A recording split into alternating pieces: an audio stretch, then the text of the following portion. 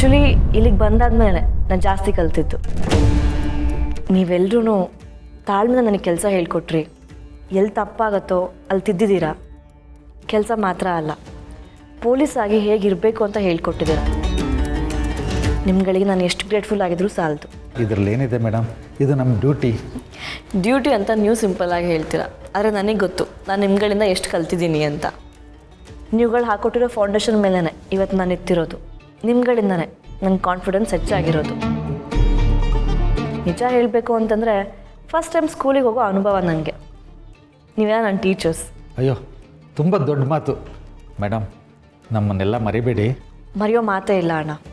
ನನ್ನ ಮೊದಲನೇ ಸ್ಟೇಷನ್, ನನ್ನ ಮೊದಲನೇ ಡ್ಯೂಟಿ, ನನ್ನ ಮೊದಲನೇ ಅನುಭವ ಯಾವಾಗಲೂ ನೆನಪಿರುತ್ತೆ.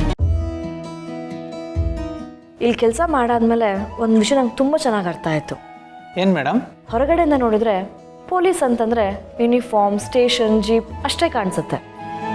ಒಳಗಡೆ ಬಂದು ಕೆಲಸ ಮಾಡಿದಾಗಲೇ ಗೊತ್ತಾಯಿತು ಈ ಕಾಕಿ ಹಿಂದೆ ಎಷ್ಟು ಜವಾಬ್ದಾರಿ ಇರುತ್ತೆ, ತ್ಯಾಗ ಇರುತ್ತೆ, ಒತ್ತಡ ಇರುತ್ತೆ ಅಂತ. ನೋಡೋದಕ್ಕೆ ರಫ್ ಆ್ಯಂಡ್ ಟಫ್, ಆದರೆ ನಮ್ಮ ಕಷ್ಟ ನಮಗೆ ಮಾತ್ರ ಗೊತ್ತು. ಹೊರಗಡೆ ಜನ ನೆಮ್ಮದಿಯಾಗಿ ಮಲಗ್ತಾರೆ ಅಂತಂದರೆ ಇಲ್ಲಿ ಯಾರೋ ಒಬ್ಬರು ಇಡೀ ರಾತ್ರಿ ಡ್ಯೂಟಿಯಲ್ಲಿ ನಿಂತಿರ್ತಾರೆ. ಯಾರಿಗಾದರೂ ಕಷ್ಟ ಅಂತ ಹೇಳಿ ಬಂದಾಗ ಮೊದಲು ನೆನಪಾಗೋದೆ ಪೊಲೀಸ್. ನಿಜ ಹೇಳಬೇಕು ಅಂತಂದರೆ ಈ 1 ತಿಂಗಳು ಟ್ರೈನಿಂಗಲ್ಲಿ ನಾನು ಪೊಲೀಸ್ ಕೆಲಸದಕ್ಕಿಂತ ಪೊಲೀಸ್ ಜೀವನ ಹೇಗಿರುತ್ತೆ ಅಂತ ಕಲಿತೆ. ಇಡೀ ಸಮಾಜನ ಕಾಯೋ ನಾವು ಇವತ್ತು ನಾನು ಈ ಡಿಪಾರ್ಟ್ಮೆಂಟ್ ಒಂದು ಭಾಗ ಆಗಿದ್ದೀನಿ ಅಂತಂದರೆ ನಿಜವಾಗ್ಲೂ ತುಂಬ ಖುಷಿ ಆಗ್ತಾ ಇದೆ, ಹೆಮ್ಮೆ ಅನಿಸ್ತಾ ಇದೆ. Good ma'am. ನೀವೆಲ್ಲೇ ಪೋಸ್ಟಿಂಗ್ ಆದರೂ ನಮ್ಮ ಡಿಪಾರ್ಟ್ಮೆಂಟ್ಗೆ ಒಳ್ಳೆ ಹೆಸರು ತರ್ತೀರಂತ ನಂಬಿಕೆ ನನಗಿದೆ. Thank you sir. Welcome. All the best madam. Thank you. ಸರಿಯಾಗಿದ್ರೆ ನಾನು ಹೊರಡ್ತೇನೆ. ಹೋಗಿ ಬರ್ತೀನಣ್ಣ. ಆಯ್ತು ಮೇಡಮ್. ಹೋಗಿ ಬರ್ತೀನಿ.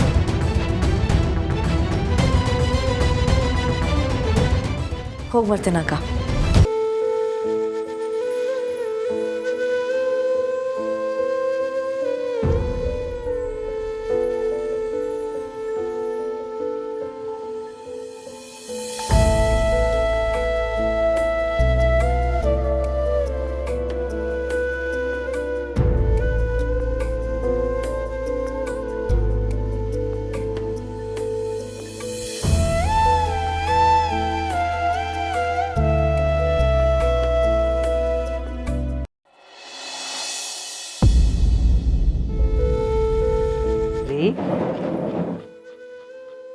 ರೀ, ಎಲ್ಲಿಗೆ ಹೋಗಿದ್ರಿ?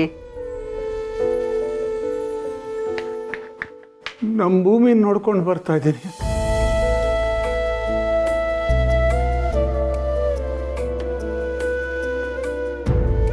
ಅಲ್ಲ ರೀ, ನೀವು ಭೂಮಿ ನೋಡಕ್ಕೆ ಹೋಗ್ತೀನಿ ಅಂತ ನನಗೆ ಹೇಳಿದರೆ ನಾನು ಜೊತೆಲಿ ಬರ್ತಿದ್ನಲ್ಲಪ್ಪ.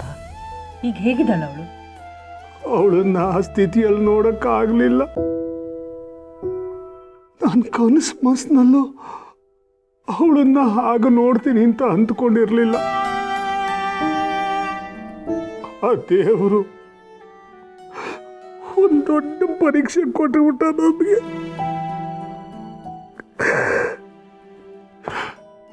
ನಮ್ಮ ಮುಂದೆ ನನ್ನಗ್ತಾ ಓಡಾಡ್ಕೊಂಡಿದ್ದ ಮಗಳು. ಯಾವ ತಂದೆಗೂ ಈ ಸ್ಥಿತಿ ಬರಬಾರ್ದು.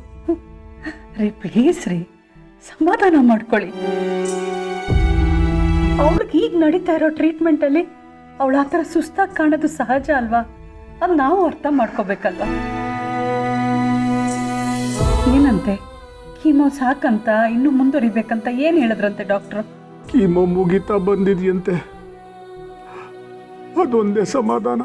ಈಗ ನೋಡ್ತಾ ಇರಿ, ಇನ್ನು ಸ್ವಲ್ಪ ಸ್ವಲ್ಪ ಚೇತರಿಸ್ಕೋತಾಳೆ, ಮೊದಲ ಥರನೇ ಆಗ್ತಾಳೆ ರೀ. ನೋಡಿ, ನಾವು ಸಮಾಧಾನವಾಗಿದ್ದು ಅವಳಿಗೆ ಧೈರ್ಯ ತುಂಬಬೇಕಲ್ವಾ? ನಾವೇ ಈಗ ಧೈರ್ಯ ಕೆಟ್ಟರೆ ಹೇಗಪ್ಪ? ನಾನು ಅಲ್ಲಿರೋ ತನಕ ಗಟ್ಟಿಯಾಗೇ ನಿಂತಿದ್ದೆ ಮಂದಾಕಿನಿ. ಅಲ್ಲಿಂದ ಹೊರಕ್ಕೆ ಬಂದ್ಮೇಲೆ ಒಂದು ಹೆಜ್ಜೆ ಇಡಕ್ಕಾಗ್ಲಿಲ್ಲ. ಕರುಳು ಕಿತ್ಕೊಂಡು ಬಂದ್ಬಿಡ್ತು. ಆ ದೇವರಲ್ಲಿ ನಾನು ಬೇಡ್ಕೊಳ್ಳೋದು ಒಂದೇ, ನನ್ನ ಮಗಳು ಅತ್ತೆ ನಗ್ನಗ್ತಾ ಇರಬೇಕು. ಅವಳು ಖುಷಿಯಾಗಿರಬೇಕು. ಒಂದು ಹನಿ ನೋವು ಕೂಡ ಅವಳಿಗಾಗಬಾರ್ದು. ಖಂಡಿತ ರೀ, ಆ ಭಗವಂತನ ಕೃಪೆಯಿಂದ ಹಾಗೆ ಆಗುತ್ತೆ. ನೀವು ನೋಡ್ತಾ ಇರಿ, ನಾವು ಸಮಾಧಾನವಾಗಿರ್ಬೇಕು, ಧೈರ್ಯವಾಗಿರ್ಬೇಕು. ಅವಳಿಗೆ ಧೈರ್ಯ ತುಂಬಬೇಕಲ್ವಾ? ಅವಳು ಮೊದಲ ಥರನೇ ನನ್ನಗ್ತಾನೆ ಇರ್ತಾಳೆ ರೀ. ಎಂಥ ಹೋರಾಟ ಗೆದ್ಕೊಂಬಂದಿದ್ದಾಳೆ, ಇದನ್ನ ಗೆಲ್ಲಲ್ವಾ ಅವಳು? ನಮ್ಮ ಮಗಳು ರೀ, ಖಂಡಿತ ಗೆದ್ದು ಬರ್ತಾಳೆ ಇದರಿಂದ. ನೀವು ತೀರಾ ಮನ್ಸಿಗೆ ಹಚ್ಕೊಂಡ್ಬಿಟ್ಟಿದ್ದೀರಾ. ಅವಳು ಸರಿ ಹೋಗ್ತಾಳೆ ರೀ. ಹಾಂ, ನಿಮ್ಮ ಆರೋಗ್ಯನೂ ಮುಖ್ಯ ಅಲ್ವಾ ಹೇಳಿ? ಧೈರ್ಯವಾಗಿರಿ, ಮಗಳಿಗೆ ಧೈರ್ಯ ಕೊಡಬೇಕಲ್ವಾ?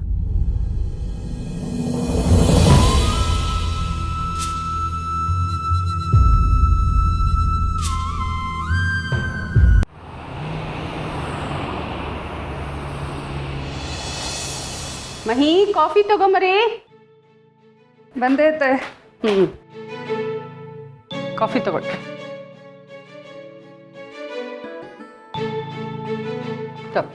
ಥ್ಯಾಂಕ್ ಯು ಮಾವ. ಬೆಳಗ್ಗೆ ಅಣ್ಣ ಕಾಲ್ ಮಾಡಿದಾಗ ಅದಕ್ಕೆ ಮಾತಲ್ಲೇ ಗೊತ್ತಾಗ್ತಿತ್ತು ಅವ್ರು ಮೊದಲಿಗಿಂತ ಸ್ವಲ್ಪ ಚೇತರಿಸ್ಕೊತಿದ್ದಾರೆ ಅಂತ. ಹೌದಮ್ಮ, ದೇವ್ರ ದಯದಿಂದ ಅವಳಿಗೆ ಔಷಧಿ ಕೆಲಸ ಮಾಡ್ತಾ ಇದೆ. ಸ್ವಲ್ಪ ಸ್ವಲ್ಪ ಚೇತರಿಸ್ಕೋತಾ ಇದ್ದಾಳೆ, ಅದೇ ಖುಷಿ. ಆದರೆ ಇದ್ರ ಹಿಂದೆ ಒಂದು ಬಲವಾದ ಶಕ್ತಿ ಇದೆ. ಅದು ಅಳಿಯಂದ್ರ ಪ್ರೀತಿ, ಅವ್ರ ಕಾಳಜಿ, ಅವ್ರ ನಂಬಿಕೆ.